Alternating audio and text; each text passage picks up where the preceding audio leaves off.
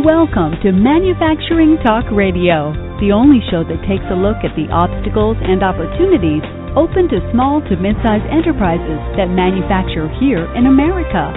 Brought to you by All Metals and Forge Group, with your hosts Tim Grady and Lou Wise. Well, welcome to Manufacturing Talk Radio, and for those of you who tuned in live, you probably went to mfgtalkradio.com, where we broadcast from.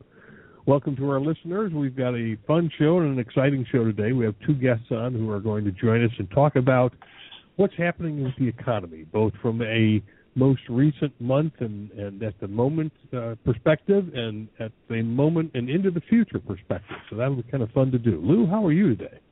I'm doing terrific. I'm looking forward to today's show, taking a look at what was, what is, and what will be. So why don't you give a shout to our guests, and let's get the show rolling. Now, you're going to share with us a little postscript from last week's show and kind of some of the shows coming up. Sure thing. And also a news brief. I guess we've got some good news, bad news. The postscript from our last show was that we introduced 3D technology to our listenership.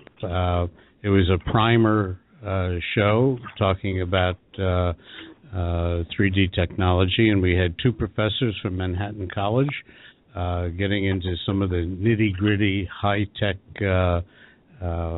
details and facts about the technology.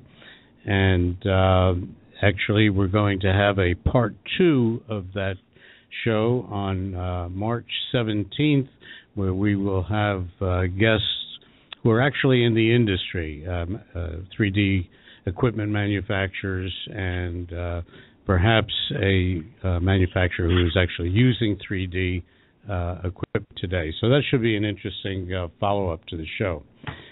Regarding news, it seems to be high on the hit parade for us over the last several months, and we've got the good news and the bad news about the LA port situation.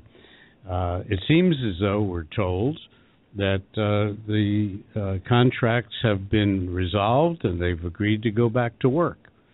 Unfortunately, no one signed anything yet, and there is no one who is talking about what's in the contract.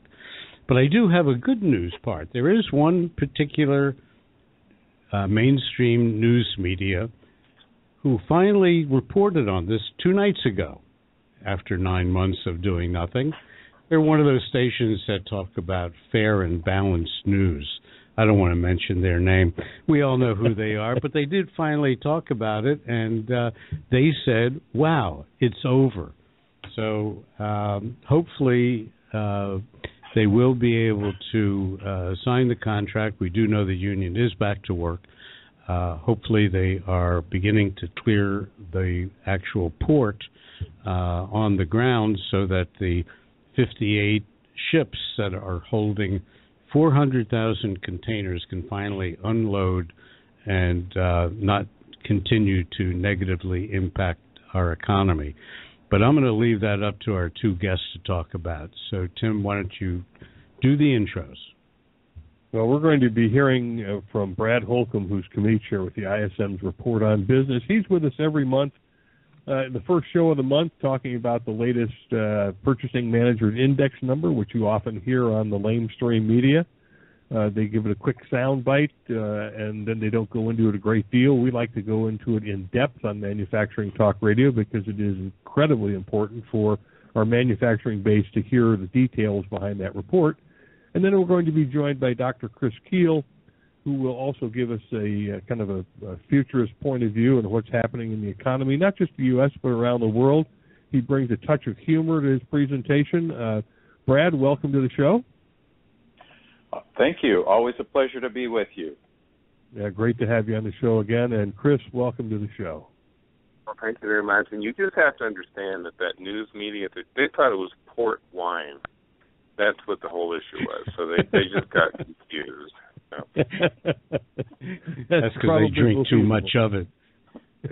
Probably.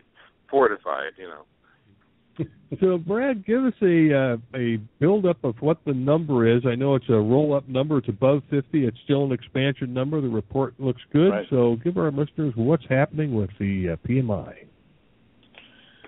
Yes, for the month of February, the PMI is at 52.9. That's down, I think, 0.6 of a percentage point from January, but still in positive territory. And in particular, anything above 50 means that the current month is doing better than the previous month, which is the case for February. We're doing better than January. So that's the first thing that we need to understand about the numbers. The fact that it's down 0.6% is interesting, but not the most important aspect.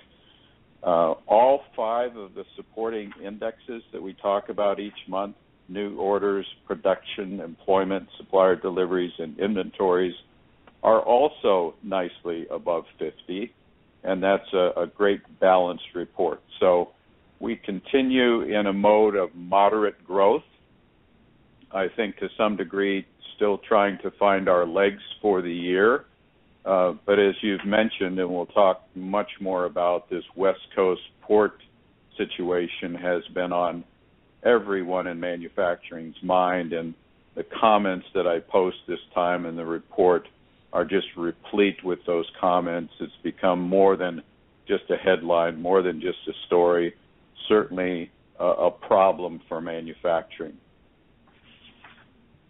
We certainly have been talking about it since, back in November, and it began squeaking its way into some local Southern California news out in December, and now it's really starting to create some pain, and I don't think it's going to be resolved anytime soon, although the contract is settled.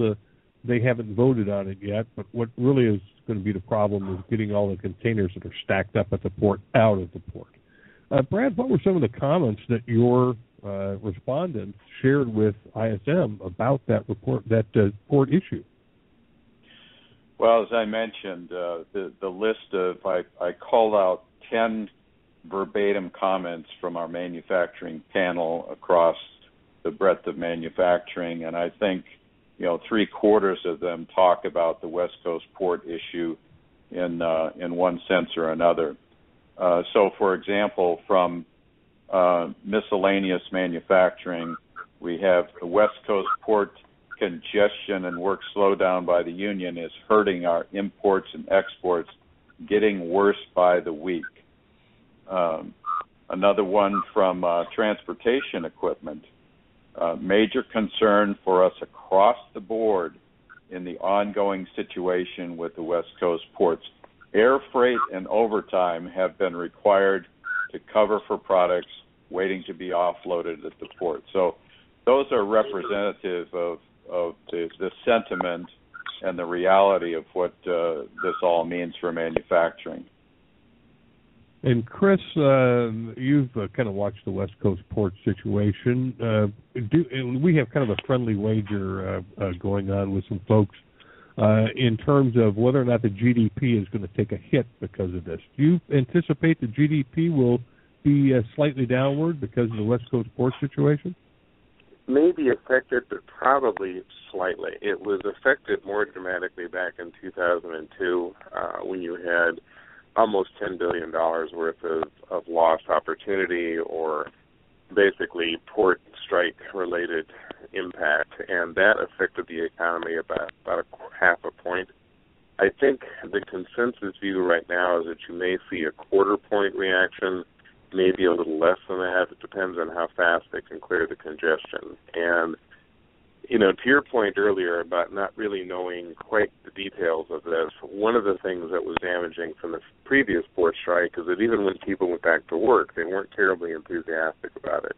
And it took months before both sides kind of cooled down and there weren't reprisals and reactions by the unions. I mean, unless this is an absolutely gold-plated contract that catches everybody off guard and makes everybody ecstatic, there's still going to be a lot of resentment, and that's going to manifest itself in not the most efficient use of port facilities. So I think we're going to see an extended reaction to this, not only in terms of what has happened before, but what goes on from here. The other interesting discussion, and I think Brad will probably be seeing some more of this in PMIs to come, are shifting away from the West Coast ports, or trying to, and getting into the Gulf ports and East Coast ports as an alternative. There's always been an interest in doing that, but now there's even more of an incentive just because people are worrying about what's happening on the West Coast and are nervous about this kind of recurring at some point down the road. Actually, I did see the Journal of Commerce did a survey of their readers last week, and it's very clear that 62% of the readers are very serious about moving their port activities to other than the West Coast. So this is going to, this is the proverbial California shooting themselves in the foot again.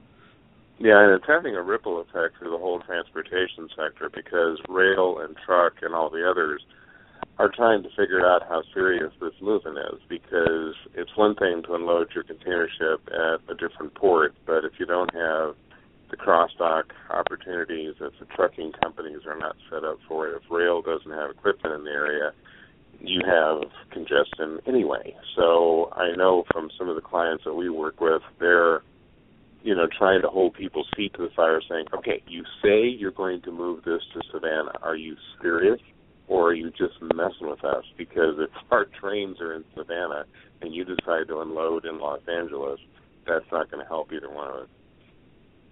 And what about retail, Chris? I've heard some rumblings that some of the retail reports coming out are going to speak to the fact that they're off, and they're off because of the West Coast port situation. Is that what you're hearing as well?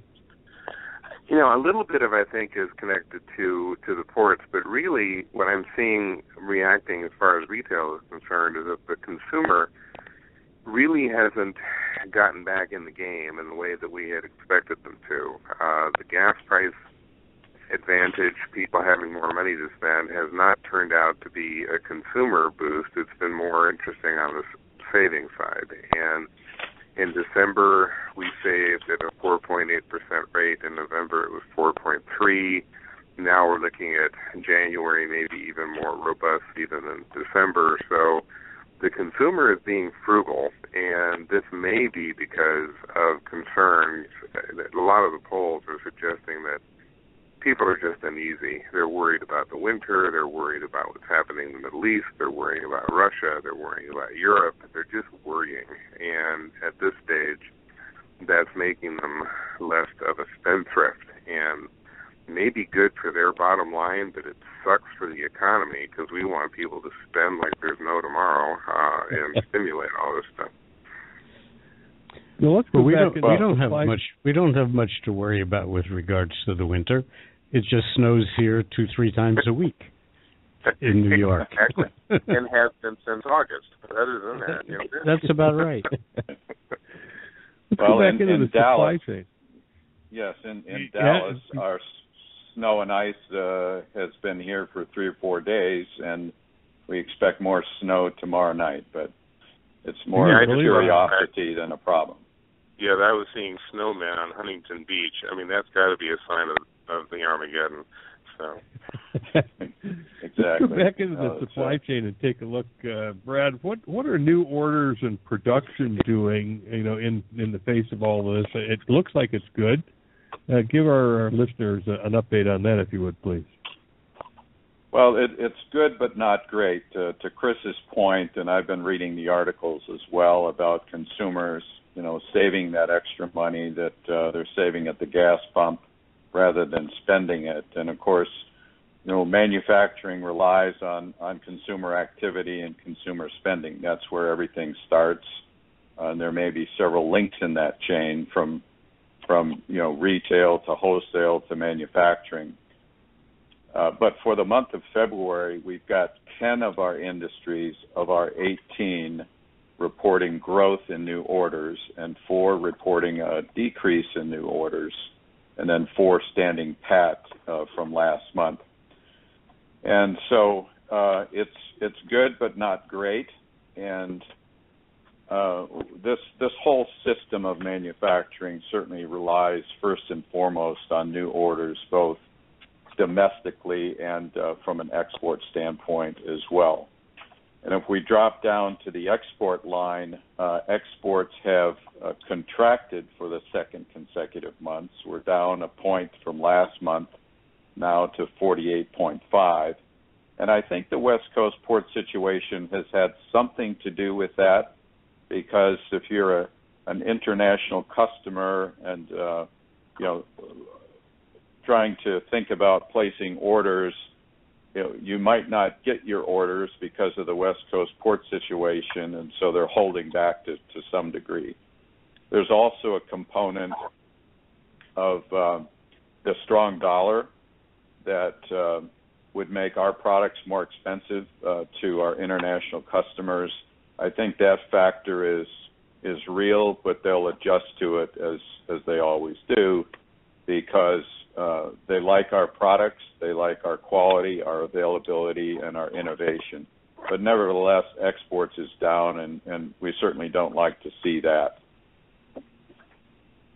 And so if new orders are up, does that also carry production up as they try to keep pace with new orders, Brad? Well, generally speaking, yes. Production follows new orders.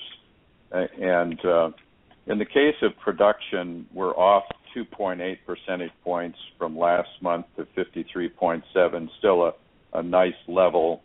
But I think that has been impacted by the harsh weather conditions in the Northeast, where much of our manufacturing resides. And so production has kept up with new orders, but not quite kept up with the backlog of orders. So if you drop down to that line in our report, the backlog jumped 5.5 points to 51.5. So the backlog is growing, which in times when new orders are a little bit softer, that's a good thing, of course. But it does reflect that production was not able to go at full speed. I think some personnel were not able to report to work, certain plant closings, et cetera. Not a big effect, but certainly some effect. And on the issue of the strong dollar, one thing also to bear in mind is it affects competition internally as well, because we were hearing a lot from manufacturers that they were seeing some reduction in their export demand, but more importantly, they were starting to see a lot more competition coming in from outside the country, taking advantage of the fact that they were able to sell their products even cheaper in the U.S. than they were before. And I think probably the most immediate impact of a stronger dollar is going to be that import pressure.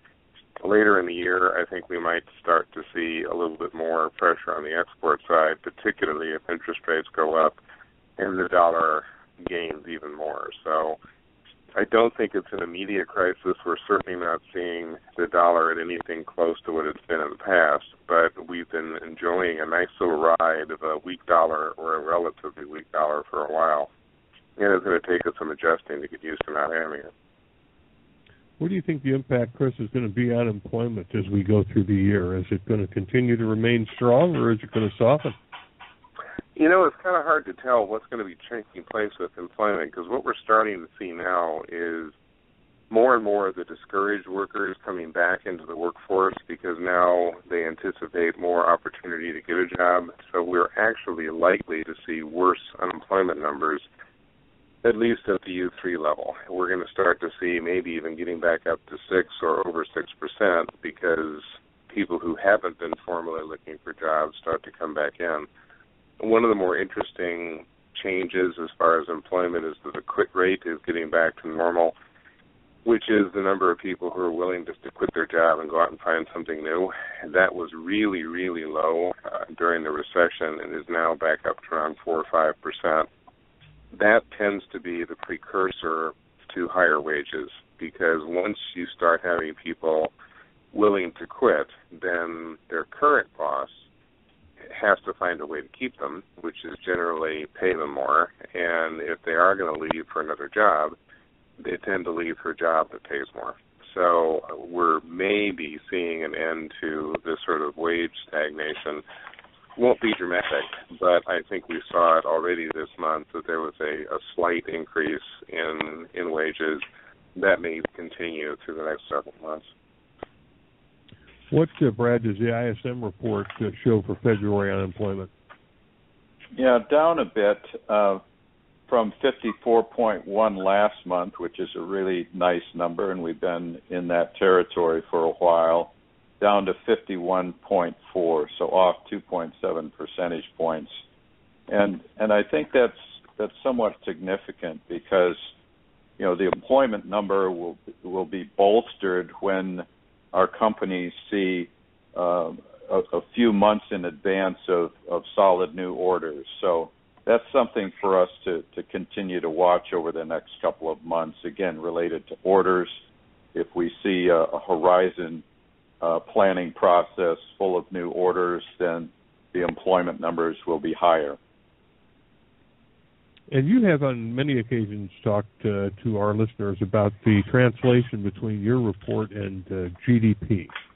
Can you share that with them again?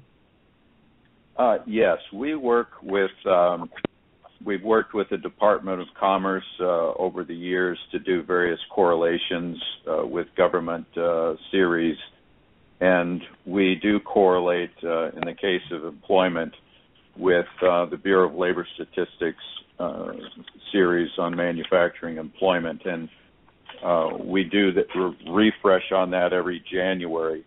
So this year, any number in our employment index above 50.6 will generally translate into good numbers that come a few days later, I think, towards the end of this week from the Bureau of Labor Statistics. So the fact that we're above that number should bode well for the numbers that we hear, I think, on Friday.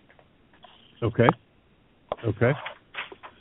And I'd like to go back just to a point a moment or so ago. We were talking about gas prices, and I just double-checked while we're here online, and actually here in the Northeast, and I don't know if it's because of the winter and the snow and so on, but our gas prices here have moved from about 3 weeks ago from about $1.77 a gallon to $2.35 a gallon.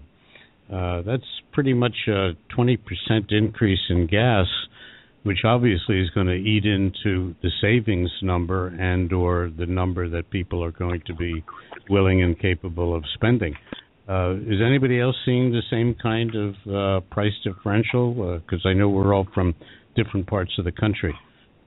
Yeah, I think it's pretty common throughout the country, but one of the things to bear in mind is consumers tend to have a very short memory, and they are unlikely to remember what gas prices were, all the way back in October and November when it was well over $3 a gallon. So they're still in a position to save a considerable amount of money and probably will.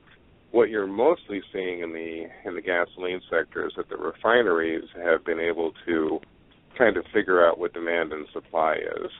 Oil supply at the crude level is still way out of whack. The Russians are still behaving in the market highly inappropriately, but they don't have a whole lot of choice. They need the money.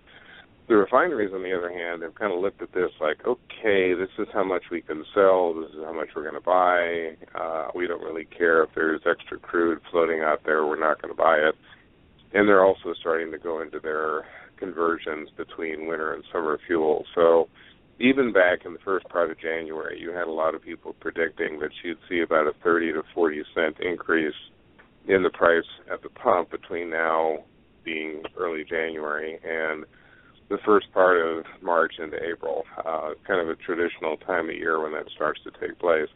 The good news is, unless we get something dramatic happening at the crude level, that may be the only real price bump we see this spring.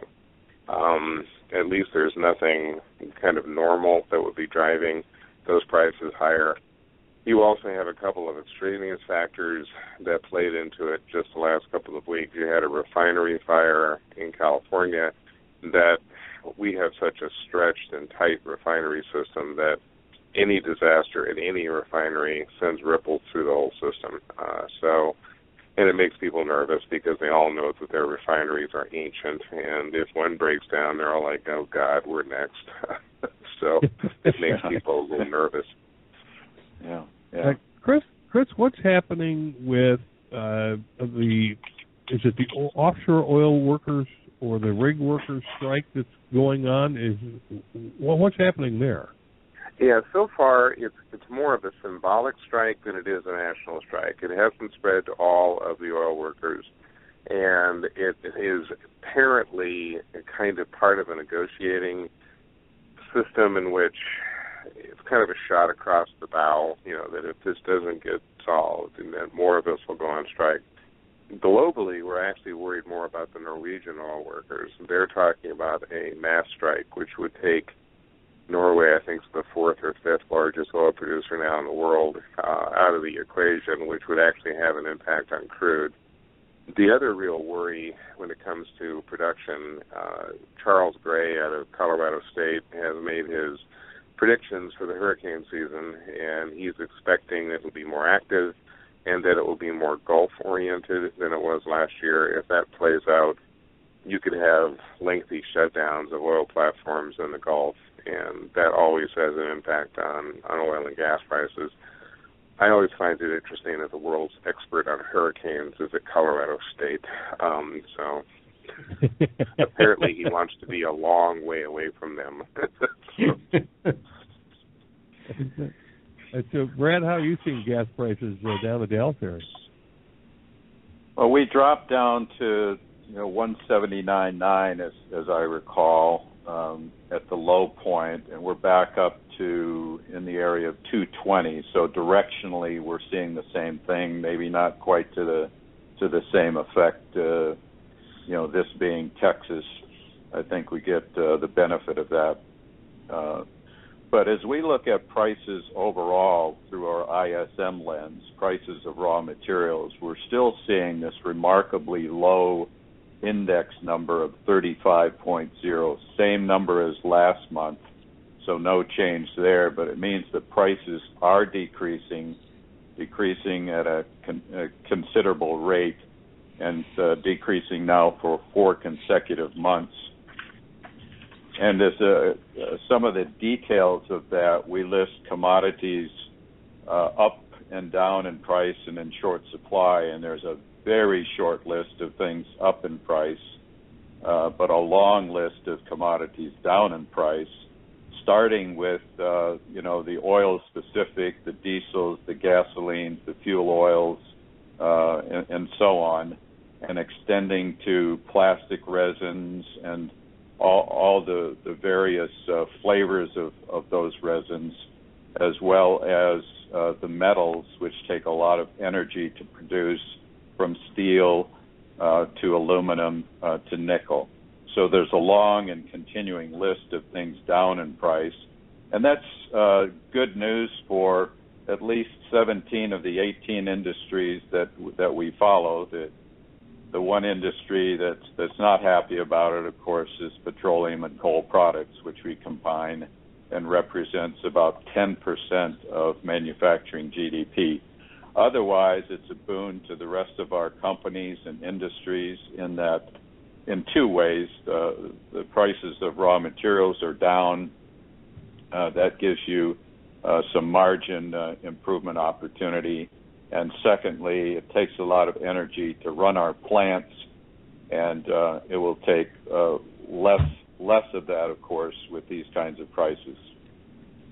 And you're also starting to see the companies actually being able to benefit from these lower prices, because bear in mind, particularly in transportation, but amazingly enough in a lot of the manufacturers too, in order to protect themselves against high prices and changing prices in the past, they did a lot of buying on the forward market, and those contracts didn't expire until towards the end of last year, the beginning of this year. So even as the prices were plummeting towards the end of last year, the airlines and the trucking companies and the like were still paying those old high prices because they had contracts.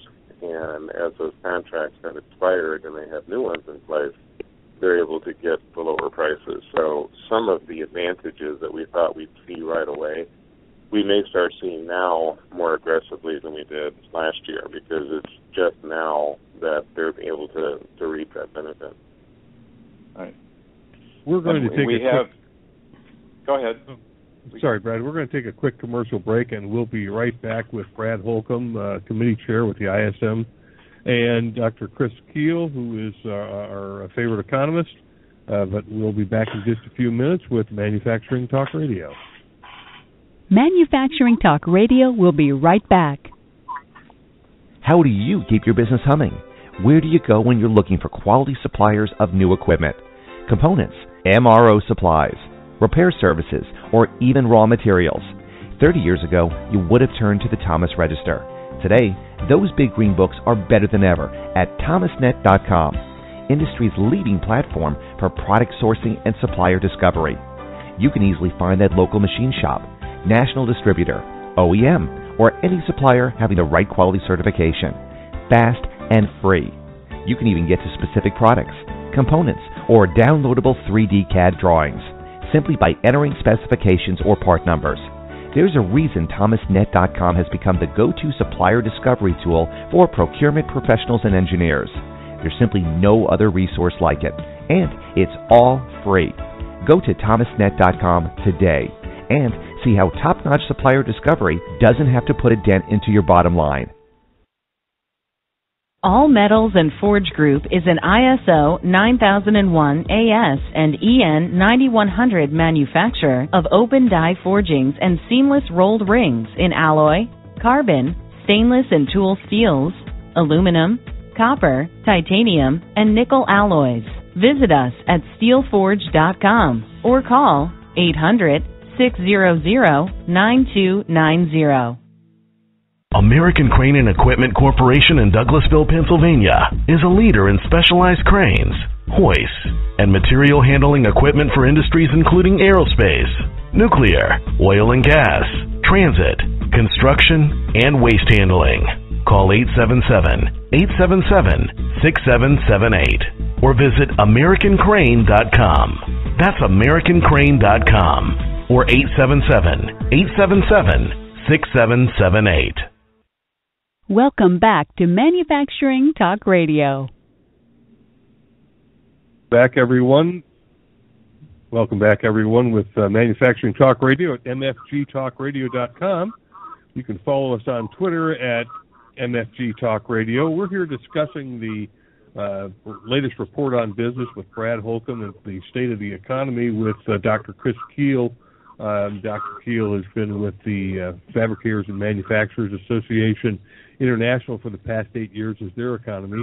And I think if I have the number right, Brad, you've been with ISM for the last 14 or 15 years working on the report on business. Brad, what's the state of supplier deliveries and inventories as we look at February? Yeah, supplier deliveries is up from last month, 1.4 percentage points to 54.3, which means that the deliveries of suppliers of raw materials to manufacturing has been slowing, and this month it's slowing faster than last month. And I think that some of that is attributable to our West Coast port situation once again, and is that it's not an uncomfortably high level, but certainly slowing. Generally speaking, we like that in a fast-paced environment. It reflects tightness in the supply chain. I'm not sure exactly that's what it's trying to tell us this time. I think there are some, as I said, problems associated with the port situation there. Yeah, I would agree that that's probably the case. Inventories? Yeah. In terms of inventories, we report on two kinds of inventories. One is raw materials, which is at 52.5, up 1.5 points from last month. So inventories are growing and growing faster than last month. And that's in a nice range. Anything plus or minus a couple of points from that neutral 50 point is generally representative of good inventory management. And I think that's the case here, although we are hearing indirectly that some of our inventories at manufacturing don't contain all of the right things, and once again, that's attributable in part to the West Coast, where we're getting containers of parts to our factories out of order, and that drives manufacturing crazy when the part numbers and the lot numbers don't line up. So there's some of that creeping into our inventory situation. The other inventory that we follow are inventories of finished goods, customer inventories at 46.5. It's up 4 points from a very low number last month of 42.5. So customer inventories are judged as continuing to be too low at a slower rate. And that's good news because there's a propensity for customers then to restock the shelves, if you will, when the number gets below 50. Excuse me a moment, gentlemen. One of us is listening to the show at the same time while we're talking, and we're getting a little bit of engineering feedback. So if you're listening and talking, turn off your radio or your websites and just talk to us on the phone. Thanks. It wouldn't be me. I'm just on the phone. me you're too. probably in Keokuk, Iowa, Chris. Actually, I'm in Kansas City, but, close. What are you hearing, Chris, out there in terms of any of the manufacturers you are working with and the struggles and strains that they're having running their internal shops? Well, one of the interesting things, and a shout-out to the joys of the PMI system, because I work with an index called the Credit Managers Index, which, quite frankly, stole all the methodology that the PMI championed. So we ask credit managers the same kind of questions that they ask purchasing managers, and the same basic format, trying to find out very generically through questions regarding the credit manager's world what's happening. And two things really jumped out this particular month, and it's something that we're trying to determine now whether it's an anomaly and if it's related to the winter in the ports or if it's something that is more endemic. We saw a real credit crisis begin to develop this month. The number of new applications for credit plunged by 10 points. The number of applications granted plunged by 10 points. Nothing else really changed. We still saw pretty ordinary data when it comes to things like disputes and accounts out for collection and bankruptcies and dollars exposed, but the availability of credit, trade credit, really started to dry up. The last time we saw this was in 2008, in kind of the run-up to the 2009 recession. So at the moment, I'm waiting with bated breath to see the next set of data coming out in the next 2 or 3 weeks, because that would tell me whether this is something that is just kind of a one-month reaction to stresses and strains in the economy, or if there really is a serious kind of retrenching as far as trade credit is concerned. Because if that stays in the tank like this, it's going to make it very difficult for companies to take advantage of these low prices for commodities and raw materials and even machines.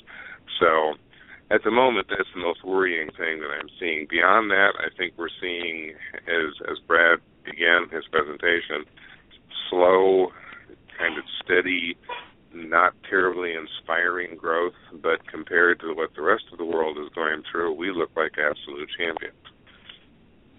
Well, it was wonderful having you on. It was wonderful having you on, Chris, to give us all that good news. We'll have you on next quarter sometime.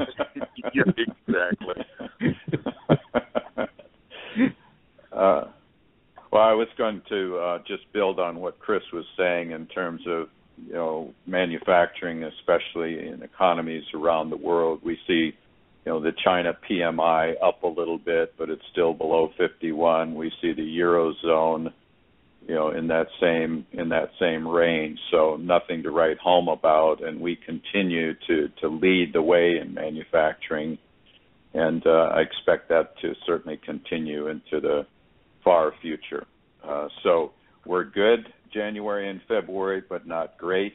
I think that we're operating in the we would correlate with a 3 to 3.1% increase in real GDP at this level, and I think things are set up well for us to continue and to increase the activity in manufacturing, all dependent upon ultimately the consumer. And we're also seeing a lot of increase in foreign direct investment because we're now really the only market that matters. Germany has suddenly become the number 2 nation as far as FDI in the U.S., behind only Canada. And that's kind of an unusual place for them to be, but the Germans just aren't seeing an opportunity to make a lot of money in Europe. So they're coming over here and they're buying into existing companies, they're starting greenfield projects, they're kind of doing everything in their power in some ways to emulate what Japan did 10 years ago. And it's, in the long run, I think that benefits the U.S. The British, when they did this kind of investment, tended to be asset strippers. The Germans tend to be in for the long haul.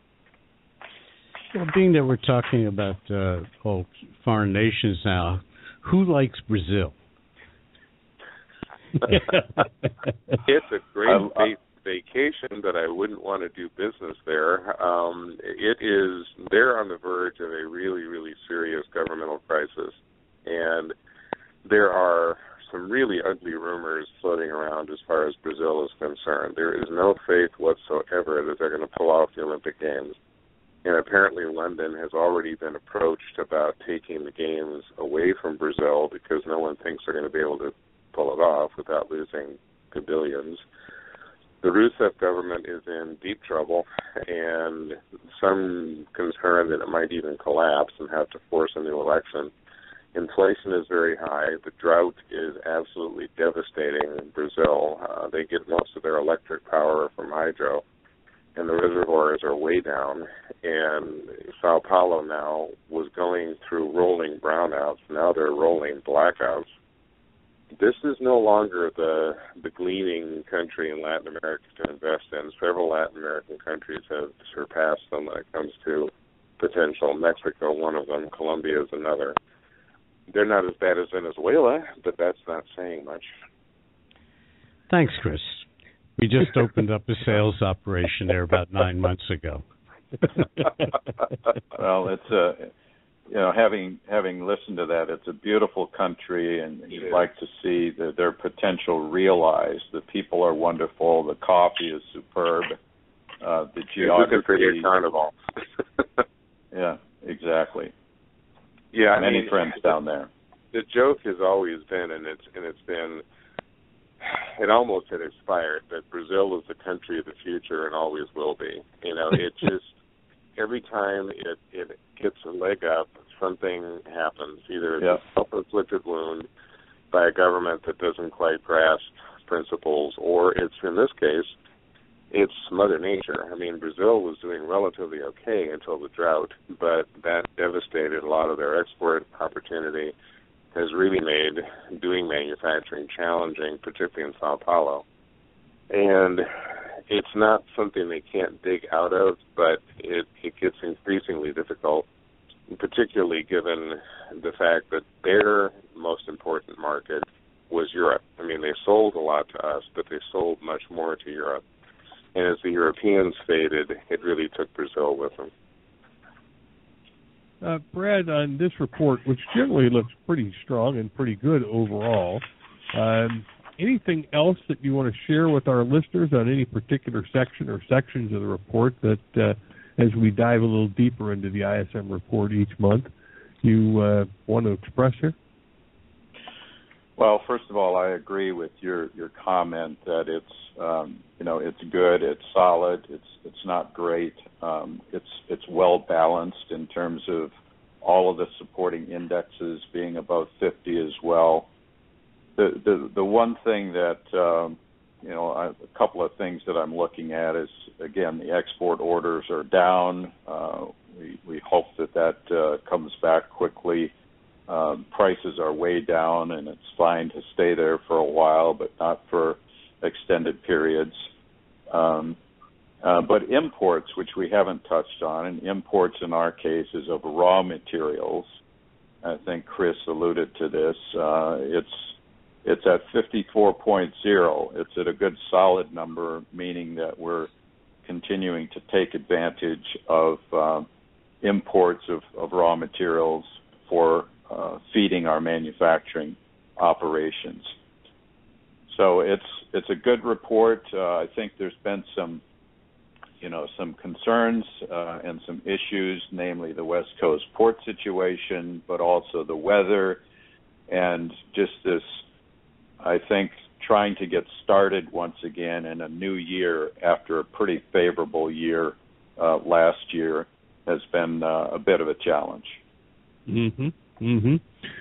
Chris, I wanted to just kind of wrap back to this credit issue that you pointed out. Help our listeners understand, did you say applications were down, or is it the approval of credits down? I'm not sure I even understand it. Yeah, both of them. Now, what we measure is trade credit. This is not credit given by banks or financial institutions. This is the kind of thing where you've gone to a machine tool maker and you're getting financing for that new machine you want to buy. And the credit manager of that organization is deciding how much credit they can give you, and then if you decide not to start paying them, then they're the ones that become Guido the Fifth. And one of the things that we've noted, and it was very dramatic in this month, is that the number of applications for credit was way down, which is generally a signal that companies are not investing in new machinery or in plant expansion, at least for this month. And the part that was even more distressing is that of the applications that were being submitted, a lot of them were being turned down. And this would suggest that either the standards have gone up a bit, there's some anecdotal evidence that that's taking place. More likely, and again, this is more anecdotal than anything else, you're getting the better companies are not applying for credit. They're being more cautious. The ones who are applying for credit are not in the best financial shape and are hoping that they can get a company to sort of float them for a while. And the credit managers are looking at these guys saying, I'm sorry, I don't want to give you any credit. So the good companies aren't asking. The bad companies are asking and are being turned down. So what we're going to discover, hopefully, in the next month is either that this was kind of a one-month thing and will rebound, or we'll start to see some of the other factors also deteriorate. You'll start to see more disputes. We'll see more accounts out for collection. We'll see more dollars exposed, more customer deductions, that kind of stuff. Right now, those were down slightly, but not enough to really cause alarm.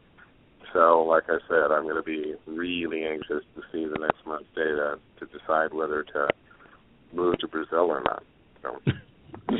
Well, to give you a little insight from the playing field, our company, All Metals and Forge Group, typically at the beginning of the year, around the 15th of January is when we finally sense that everyone's back to work, the holidays are over, everyone's getting over what they spent on Christmas gifts and so on, and business starts picking up and new orders are starting to be placed.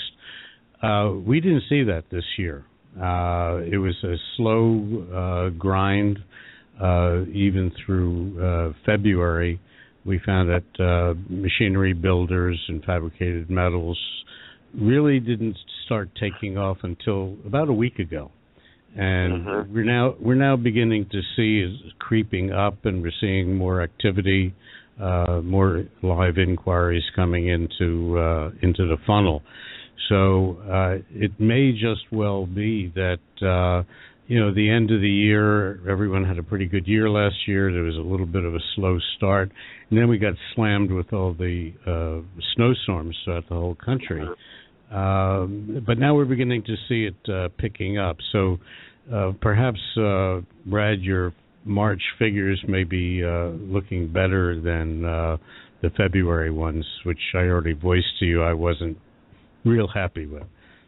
Well, and I heard some of the same thing at the FMA meeting that just took place last week, that an awful lot of companies were saying, we were really worried in January, and then all of a sudden things have begun to improve. Not lights out improvement, but people kind of getting over some of their initial concerns. And I have a suspicion that some of this may have just been reacting to sort of an onslaught of bad news at the first of the year, because whether it was geopolitics or what was happening with the port strike, it just suddenly people were, in general, nervous. All of the polls that you were seeing politically basically indicated that people were feeling as uneasy as they felt at 9/11. I mean, there was this kind of sense of impending doom, because everything you picked up, it was ISIS, it was Ukraine, it was this, it was that, and everything now is kind of blown out of proportion anyway.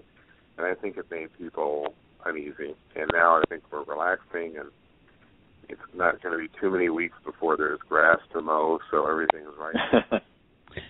So you think we have some political issues to be worried about, eh? Yeah, I mean, just a few. Every so often, it's as you would know, I started out as a Soviet and East European specialist, and then they had the poor taste to go out of business. I didn't know what to do with myself. But I'm now confident that the Cold War is back, and I'm relevant again. Hey, that's the good news, Chris. Thank you. Outstanding.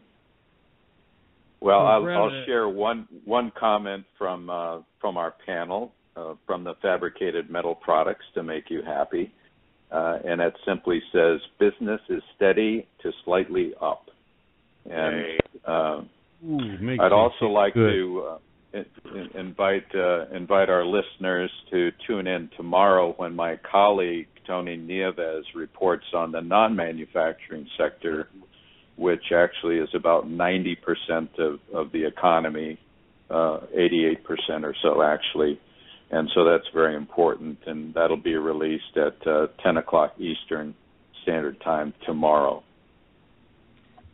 You want to give us that address where they can get that information, Brad? Yes, the website for ISM is www.ism.ws. Okay. And Chris, what? Just because I'm curious, we've mentioned China and we've mentioned Russia. What's the concern with Russia? Just their foray into Ukraine, or they're selling oil or dumping oil however they can to get cash? What are the concerns with Russia around the world? Yeah, all of the above. The big problem with Russia right now is their economy is collapsing, and this makes them very dangerous. I mean, they're looking at 17% inflation at this point. The oil price drop has basically gutted the economy. The reason we have a glut of oil is the Russians are selling it at whatever price they can get because they need the cash flow. The society is back to where it was 20 years ago. People standing in line, hoping to God that there's something at the other end to buy. The unemployment rate is rising. Frustration is at epic proportion. And then on top of all this, you have a very high-profile assassination which prompted 50,000 people to turn out in the middle of Moscow to protest it. And the threat that Boris Nemtsov presented was that he was connecting all of the problems the average Russian is facing to the Ukraine adventure. And he was basically drawing parallels saying, if you can't get food and if you can't get fuel, and if you're freezing to death in your apartment, it's because Vladimir wants to conquer Ukraine. And the average person is like, why? Why are we doing this? So it's getting really ugly, and you have in Putin an autocrat that is every bit the autocrat that the old Communist Party leaders were. And it has people worried because he's unpredictable. And at this stage, you just don't know. I mean, a full-blown invasion of Ukraine, what are we going to do about it? You know, it's just the ruble has lost 70% of its value in 4 months. So it's not a good time there. I have friends in Russia who said they've not seen this kind of anger and ferment in 20 years. And what about Japan? Is that economy coming back, or is it still kind of stuck in the doldrums? Well, it's kind of coming back. It's not. It never actually went completely away. I mean, people keep forgetting that Japan's the third largest economy in the world, so it's not like it vanished. still dealing with deflation. The biggest problem Japan has is that, unlike the United States, you can't get the consumer to spend. I mean, Americans are not by nature savers. Japanese are. And that makes it a little difficult to stimulate your way out of an economic downturn. The biggest problem for Japan is that its companies have done very well, mostly by moving out of Japan. So they've left and gone to exploit other markets. But Japan still has a relatively low unemployment rate. It still has decent GDP growth lately. The last couple of quarters is finally into positive territory. But it's also not poised to make any great breakthroughs because it's almost entirely dependent on exports. And as long as Europe is in the doldrums and the U.S. is growing slowly, Japan has a limited number of people it can sell to. And in terms of something near and dear to our hearts and people moving out to do better, how's California doing? Well, California is doing much better than it has. It's one of the states now that's in growth mode. There are a number of critics who had to look at this and say this is smoke and mirrors. They're not going to be able to keep this up. But what people often forget, and I constantly remind them in my presentations, is how blasted big this country really is. California has an economy the size of France. So you're talking about a country-sized state. One of the other interesting comparisons, Chris Christie and Vladimir Putin control the same size GDP. New Jersey and Russia have the same GDP. So it's when you start to put some of this in perspective, it's like I keep waiting for Christie to take his cue from Putin and take Long Island. But